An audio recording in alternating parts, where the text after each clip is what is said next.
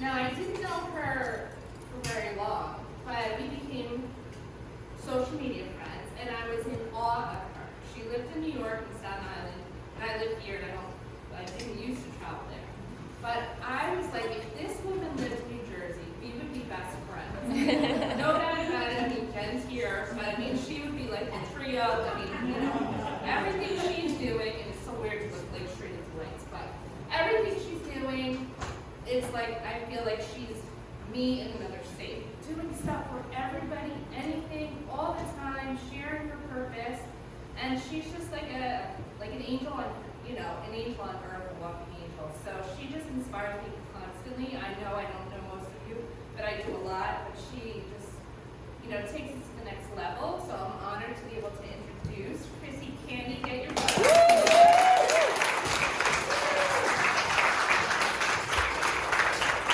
And keep it to 10, girl, because she could go all night. All right, listen, I had a really long thing prepared because I thought we were doing 20 minutes. So, I apologize. Just so you all know, when I was in nursery and kindergarten coming up on this stage, I was the girl that was allowed to go to the bathroom without asking permission because I was puking and getting a bloody nose like as soon as I came up here. So I've been working on this the past year. I was on live TV in December. And everybody's like, oh my God, you're so good, but I had a teleprompter. So this is really big for me, and I'm so excited to be here. Thank you for having me here and making this happen.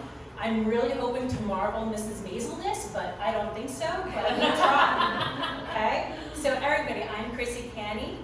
I'm a wife of 28 years, a mom of 27 years. I'm CEO, I'm a serial entrepreneur. I love to do things. My company right now is Vented in Brooklyn, where we give out gifts to cancer patients, where I've learned to meet so many people. I'm also an avid fundraiser. I can turn a trip going to the dentist into a fundraiser if you give me a chance, just like you said. Yes. But there's also the other side of me. Hi, I'm Chrisie Canny. I'm really insecure. I really have issues with the word success, and I fight with myself daily. Let's see, so I think we all have that part. And why am I sharing with you? I might have had 4 businesses that I opened, but I closed 3 of those because I failed. And I sit here and introduce the other side because if any of you think that you're perfect or the person next to you is perfect, we're not. And the goal to being kind is to take that moment and look at what's going on in somebody else's life. We all have a superpower within us, you know, so we might have flaws, but the best way to get through something is by sharing.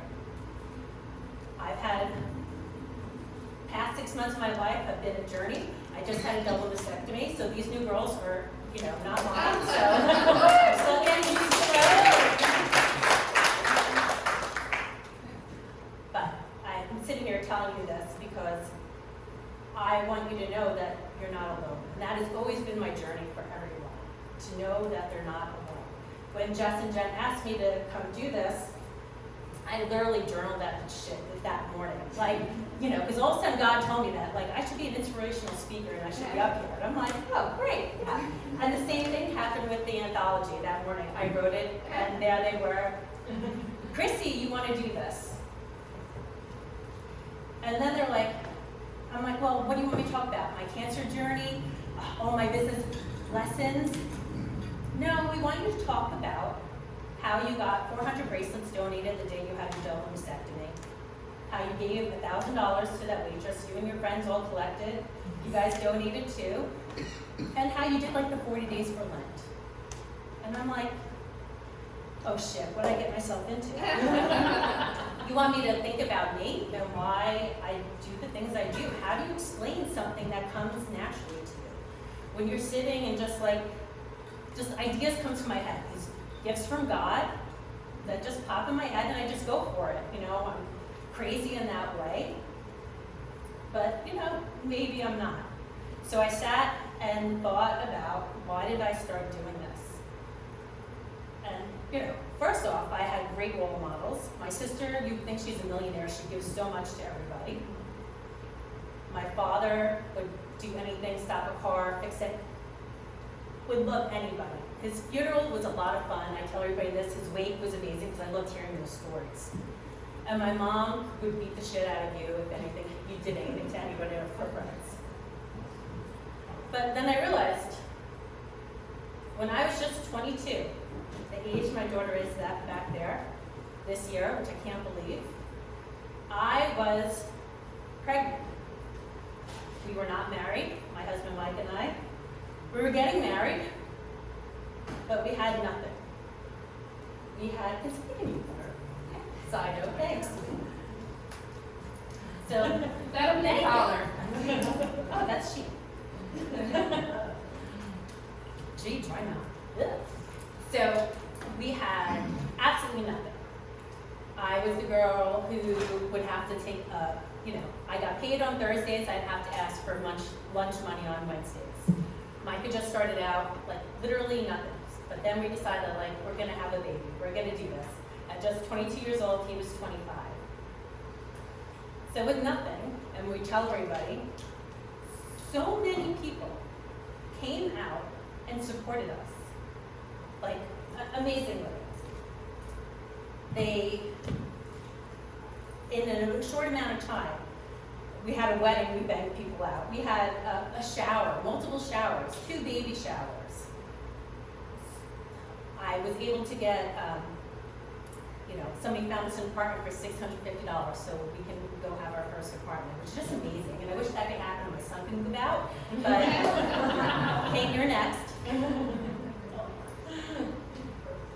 But so like all these people rallied behind us and supported us, helped us, gave us money. I was even able to get PCAP insurance, and this is a little weird and a little awkward, but it was great because we didn't have insurance. And a later story, which I'll tell you, we had a hospital bill over $100,000. So this insurance came in really good hand, and we were in a really good hospital.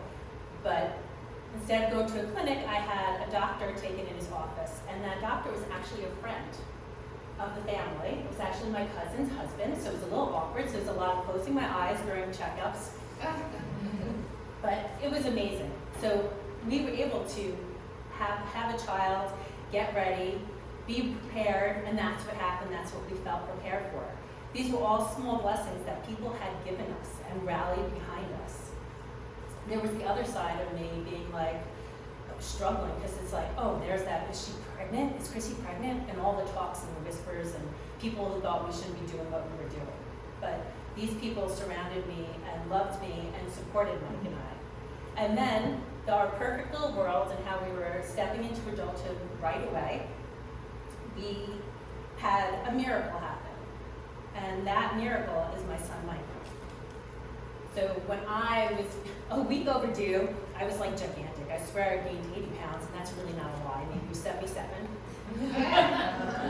And I was a week overdue, time for him to be evicted. He was over 9 pounds. And there, I was put on Pitocin, forced eviction. He's sitting there, the day goes on, progresses, I get an epidural, nothing's going on. They're like, oh, Chrissy, just relax. I didn't feel any pain after that epidural point. And I'm laying there, Mike's relaxing. We're getting ready, they're like, nothing's gonna happen till the morning. My doctor leaves, I'll see you in the morning. I'm like, okay, great. And then all of a sudden, as we're watching TV, like, la la la la, everything's great in the world, a nurse runs in. She runs in, starts messing with the monitor on my stomach. She's adjusting it and moving it, and we're like, what is going on? She's not paying attention. She's at the monitor, she's at my stomach, she's at the monitor. I'm like, what is going on? Another nurse comes in, another nurse comes in, and now I'm surrounded by a team of doctors sitting there going, the baby's heart stopped, you need a C-section right now. You need an emergency C-section right now. The oxygen went on my mask, over my face. I can still feel the tears and the snots running down my face. And off I was pushed into the OR, And the one thing I can remember about, because yeah, like that ever happened again, I was in a bikini ever again. I'm like, remember a bikini cut? And then screaming at them to close the door, because I was right when you walked in and they were like cutting me. But long story short, Michael had transposition of the greater arteries. It was hours and days, and I was very sick, and it progressed, but you can read about that. I'm not going to talk about it tonight. But what happened is that I almost lost him. The first night, when I was by myself finally, and the tears were coming down for the first time, I said, all right, God, you take him today, and I'll be okay. But if he's here tomorrow, he's mine. And having that life, that moment where your son almost dies, and 3 days later, another baby comes in, and he passes away, and you know that your child received, it does something to you. It changes everything that you do and how you feel and how you appreciate every moment in life. So I got through that and do so much for others because I knew what it was like when people didn't root for me. So when I see a mother who doesn't have any money or doesn't have, is that 3 minutes? Or done? Yeah. Okay, 3 minutes.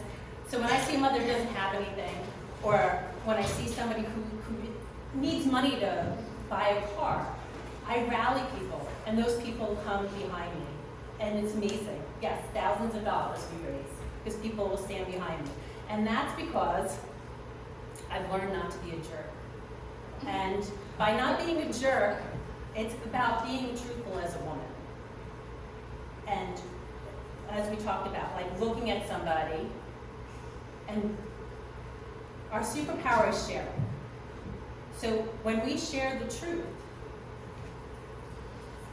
that Instagram's not perfect, because see, hours later I was puking my guts up after this because I overdid it, right? But I tell everybody, I'm an oversharer, and that united me with many women, and they support me, they love me, and I'm very, very appreciative. And that is because I'm honest. Because I make them think that they're not a failure. I let them know that my life is not perfect. I let them know that they can do anything they want to. When you share your stories and you let other people realize that you have the same struggles as them, you help them. You make the world a kinder place when you understand. Right? So when you practicing this not being a jerk is totally constant. Like, you're saying at you're in the parking lot, right? So when you see somebody who has a skirt up to here, and you're like, oh, that hoe, right? Is she a hoe, or does she just lose 100 pounds? And she's really damn proud of herself. And maybe the problem is you, right? That's all that feeling, that insecurity and that jealousy that we have as women, right? So now say, is it that she's a hoe, or am I really jealous of how proud she is of her body? And I wish I could do that, right?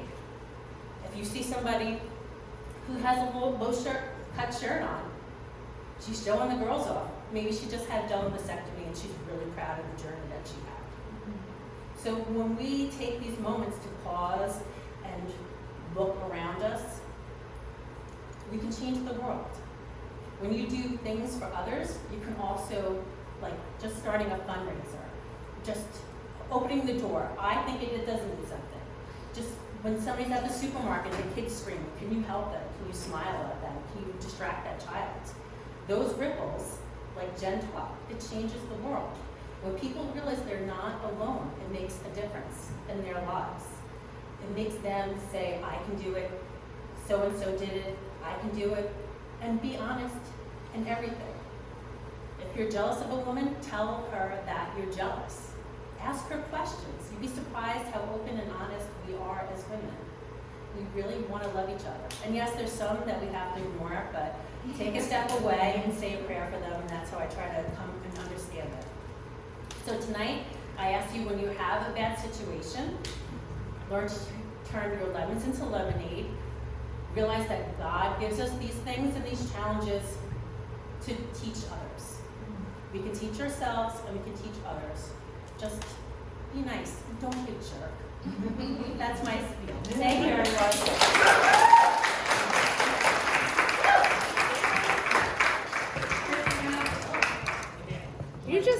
She wanted a, I need a hug. Oh, I'm sorry.